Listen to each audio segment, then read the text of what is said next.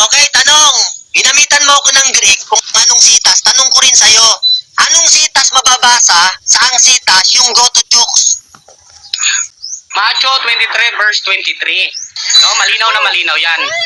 Macho 23 verse 23. No, malinaw na malinaw yan.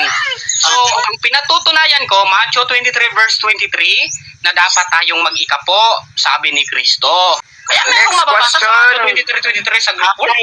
Okay, yung go to chooks, sabi mo mababasa yan sa Mateo 23 ng 23. Yung go to chooks kasi, chooks tugo yun. Palit kayo ng manok. Sabi mo, Objection, Mr. Moderator. Kung tugo pala yung tinutukoy niya. Moderator's time. Moderator's time. Moderator. Ay, iwan na po. Wait lang na, mag-warning ako sa inyo. Chooks tugo. tinanong ko siya kung saan mababasa yung chooks, yung go to chooks. Sabi niya, Mateo 23 daw. Eh, di niya alam, chooks tugo yun. Niloloko lang siya.